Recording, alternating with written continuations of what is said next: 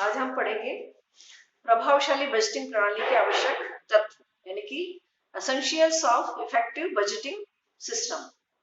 तो एक प्रभावशाली सफल बजटिंग पद्धति में कुछ तत्वों का होना बहुत ही आवश्यक है, जो कि इस तरह से है। पहला है उच्च स्तरीय प्रबंध का सहयोग यानी कि सपोर्ट ऑफ टॉप मैनेजमेंट।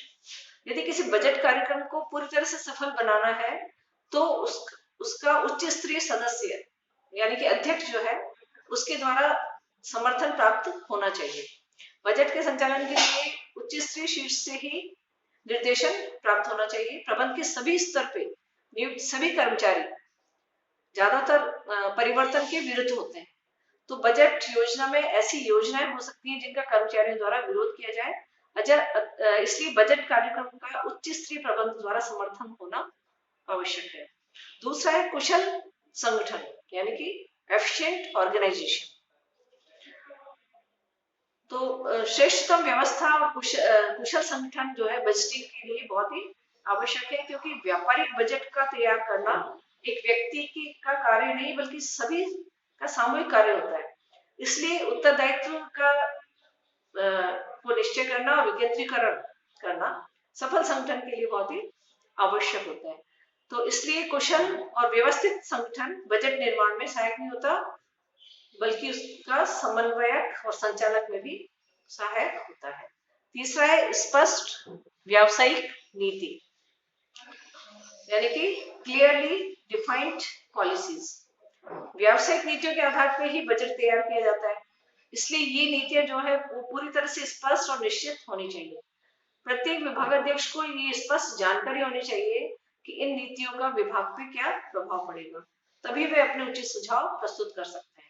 चौथा है पूर्ण लेखा पद्धति यानी कि कंप्लीट अकाउंटिंग सिस्टम। बजट निर्माण के लिए समुचित समंकों की आवश्यकता पड़ती है और इसके लिए पूरी व सुनियोजित लेखा पद्धति को अपनाना बहुत ही आवश्यक है।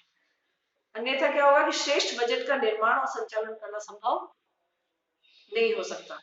पांचवा है नियोजन लागत लेखांकन रीति यानी कि प्लान्ड कॉस्ट अकाउंटिंग सिस्टम।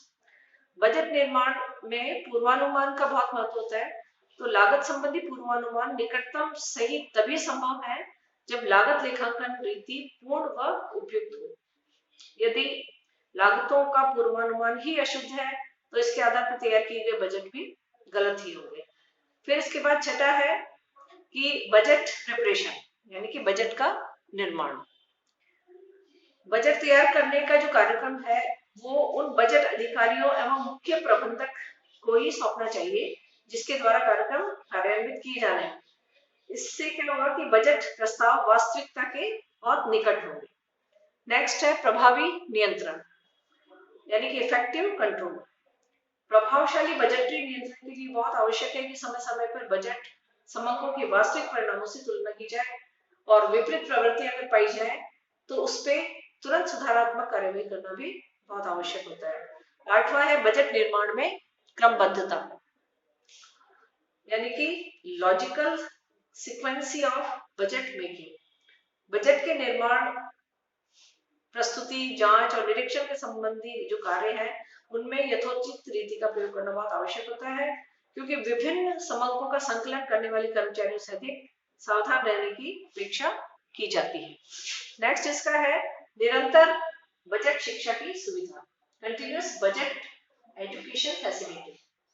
उत्तरदायी अधिकारियों को निरंतर बजट के उद्देश्य, आवश्यक तत्वों व प्रविधियों अर्थात नियोजन, समन्वय, नियंत्रण की क्रियाओं में किस प्रकार सहायक है ये बतलाना चाहिए। इससे क्या होगा कि वे बजट के प्रयोग व सीमाओं से परिचित हो जाएंगे। नेक्स्ट है मितव्ययता। बजट पद्धति व्यवहारिक रूप से अधिक व्ययपूर्ण होनी चाहिए और उसकी उपयोगिता समाप्त नहीं होनी चाहिए। फिर नेक्स्ट है अधिकतम लाभार्जन, मैक्सिमम प्रॉफिटेबिलिटी। व्यावसायिक संस्था हमेशा प्रयास करती है कि सीमित आर्थिक साधनों व न्यूनतम लागत से अधिकतम लाभ अर्जित किया जा सके, अतः बजटिंग व्यवस्था में इस तथ्य को विशेष रूप से ध्यान में रखना चाहिए। इसके बाद है अंतर विश्लेषण, एनालिसिस ऑफ वेरिएंसेस। वास्तविक मदों को बजट की पूर्व निर्धारित मदों की तुलना करके अंतर के कारणों का विश्लेषण किया जा सकता है। फिर नेक्स्ट है इसका आवश्यक तत्व समुचित प्राप्त लक्ष्य, reasonably attainable goals for targets. Budget में जो है निर्धारित लक्ष्य ऐसे होने चाहिए जिन्हें प्राप्त करने में सभी वर्गों का कुछ प्रयास करना पड़े। दूसरे शब्दों में हम कहें तो लक्ष्यों को निर्धारण इस प्रकार करना चाहिए जिन्हें न तो सरलता से प्राप्त कर सके और न ही उन्हें प्राप्त करना संभव ही न हो। फिर लोचशीलता, फ्लेक्सिबिलिटी होनी चाहिए। बजट निर्माण में पर्याप्त लोचशीलता रहनी चाहिए जिससे भविष्य में परिवर्तनशील परिस्थितियों में बजट कार्यक्रमों में आवश्यक परिवर्तन किए जा सके। फिर है बजट अवधि, यानी कि बजट पीरियड। बजट अवधि व्यवसाय की प्रवृत्ति के अनुसार निर्धारित की जानी चाहिए। ये ऐसी होनी चाहिए जिससे पूरा जो उत्पादन है वो वित्तीय क्रियाओं तथा मौसमी परिवर्तनों को इसमें सम्मिलित किया जा सके। ज्यादातर ये अवधि एक वित्तीय वर्ष की निर्धारित की जाती है। और लास्ट है समुचित अभिप्रेरण, यानी कि रीजनेबल इंसेंटिव। बजटन है तो ऐसी प्रणाली अपनानी चाहिए जिसमें कुशल, ईमानदार और परिश्रमिक कर्मचारियों की को समुचित प्रोत्साहन और प्रेरणा प्राप्त हो सके।